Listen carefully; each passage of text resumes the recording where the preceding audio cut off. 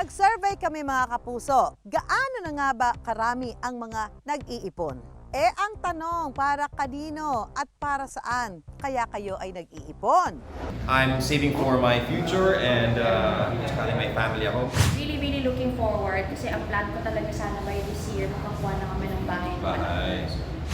Single mom, so wala akong ibang iniisip ngayon, lahat ng ipon kung hindi para sa future yan ng anak ko. Mostly, syempre, hindi naman natin alam kung ano mangyayari in the future, pero dapat nag-enjoy pa rin tayo. So, saving for security. Iipon ako para sa future po ng anak ko and then gusto ko magkaroon na ng sariling bahay at lupa. Goal ko po makapagtayo ng sarili kong restaurant, then bahay. Bahay?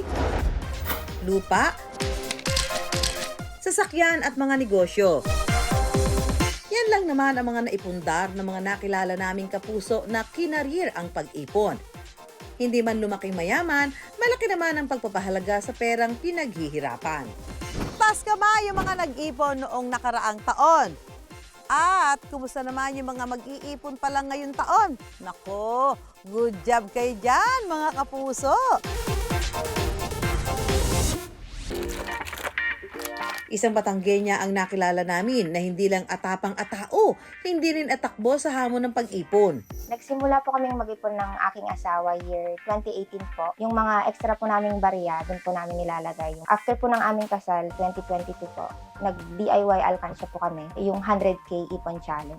2023, nag-start po ulit kami ng Ipon Challenge, which is yung wooden alkansya. Ang naipon ni na Jonalyn at Jonathan, malayo ang narating. Nakapagsimula sila ng online business at nakabili ng sariling bahay at tupa. Naengganyo po kaming mag-ipon kasi nga po napakadami pong gastusin ngayon. Kailangan po natin ng emergency fund at saka para po sa kinabukasan ng magiging mga anak namin.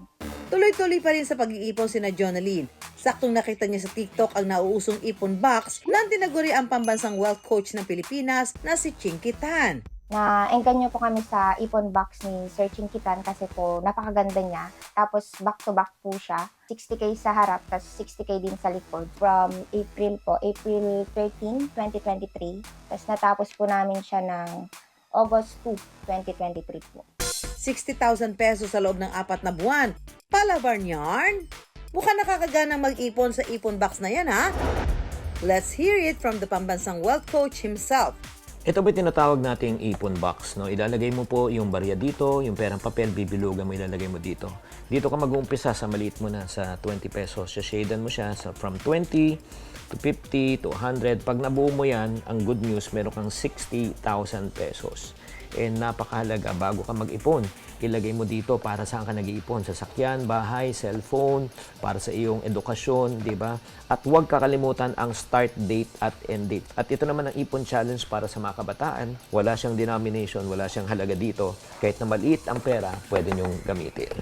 Kahit nakaaangat na sa buhay, maingat pa rin sa paghawak ng pera si Chinky. So nakikita niyo tong ipon box na ito. Ang naging inspirasyon niya sa pag-iipon, ang mga naipong dagok sa buhay na mas nagpatatag sa kanya. Kasi noong 12 years old ako, taga-Tondo po kami. Nalugi ang negosyo ng aking ama at hirap na hirap kami. At di ko makalimutan talaga na kung may nangongolekta ng singil, sinisigawan at hinihiya yung tatay ko sa harap ng bahay namin. Talagang nagka-trauma ako noon na sinabi ko sa sarili ko na gusto kong yumaman at ayaw ko na maulit itong pangyayaring ito. Grade school pa lang ay natuto na magbenta ng kung ano-anong gamit si Chinky, mula sa toilet paper, mga damit, sapatos at kung ano-ano pa. Kinarir ang pagninegosyo hanggang maabot ang pangarap na maging milyonaryo sa murang edad. Tinamaan ko yung unang milyon ko when I was in my 20s. Alam ko yung halaga ng pag-iipon na hindi ko makalimutan talaga na sinabi ng nanay ko, gusto mo bang maging milyonaryo? Sabi ko, opo. Pero sabi niya, kailangan mag-umpisa ka sa piso. Pag walang piso, walang sandaan, walang libo, walang daan libo, walang milyon. Kung hindi ka marunong magpahalaga at mag-umpisa sa piso, huwag ka na mangarap. Ang mindset na ito ni Chinky, ibinahagi niya sa kanyang mga libro na nagtuturo kung paano mag-ipon at humawak ng pera. Kasama sa mga nakabasa nito ang convenience store staff noon na si Sarah. Nakalagay nga doon na pagka hindi mo kailangan, huwag mong bibilhin. Parang yung needs versus wants. Doon pa lang, parang nagkakaroon na ako ng yung pagmamanage sa pera. Na-inspire si Sarah sa mga libro ni Chinky hanggang sa nahikayat na rin siyang mag-ipon. Lit lang nung ipon challenge. Sige, gagawin ko to ngayon. Try ko kung magiging successful kami sa pag-iipon. 60,000 po yung naipon namin na pampakasal. Pero hindi po natuloy ang kasal.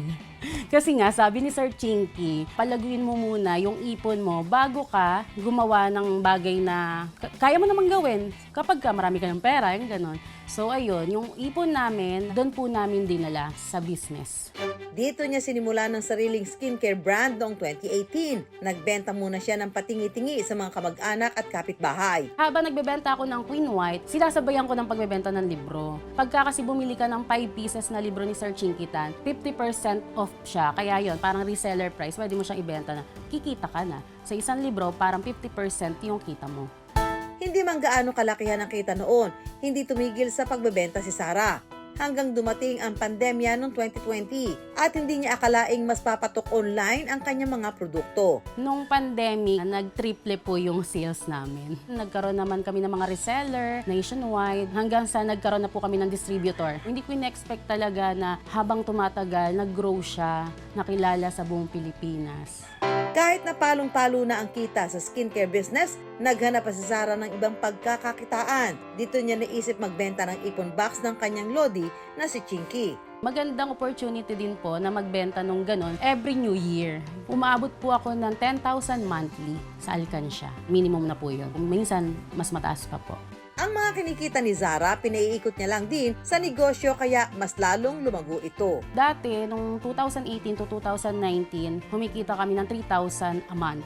Ang ngayon, kumikita na po tayo ng mahigit kumulang 100,000 pataas po. Nakabili na rin kami ng kotse, ng van, meron na rin kaming nabiling mga lote, and nakapagpatayo na rin kami ng salon, Dear Babe Salon. Nagkaroon na kami ng warehouse ng Queen White. Masaya lang kami na every year bibili kami ng lote, gano'n. Yun yung investment namin, lote. Ang pangarap na nagsimula sa piso, hindi na mapigilan ang pag-asenso. Ang sikreto talaga sa pag-iipon, number 1, kailangan mag-isip ka na talagang pangmatagalan eh. Hindi lang yung short term. Kung short term lang yung instant gratification, gusto mo talaga i-reward, deserve ko to eh. Pero pag iniisip ko, paano yung kinabukasan ko, paano ano. So, ang gagawin mo, delayed gratification. That's number 1. Number 2 talaga, kailangan mo ng disiplina. Pag walang disiplina talaga, hindi ka makakaipon. Pangatlo, kailangan may consistency. Hindi mahalaga kung magkano yung ipon, mahalaga yung habit ba? Kaya para maging susi rin sa pag-unlad ng iba, ito ang maipapayo ng mga negosyanteng kung tawagin ang sarili ay pisonaryo. Para sa mga taong nagnenegosyo at gusto magnegosyo, una, mag-ipon kayo ng puhunan. Pangalawa, huwag kayong matapot na sumubok. Oo. Kung kayo mag-uumpisa, huwag kayong papasok sa isang negosyo na hindi mo alam. Pangalawa, huwag kang maglalabas ng pera na hindi mo kayang ipatalo. At pag kumikita na kayo ng pera, dapat yung pera na yon is ilalagay nyo kung saan kayo kikita. Alam nyo na lalago ito. Mag-ipon ng disiplina, sipag at lakas ng loob para ang mga barya-baryang pangarap magbukas ng libu-libong oportunidad at tagumpay.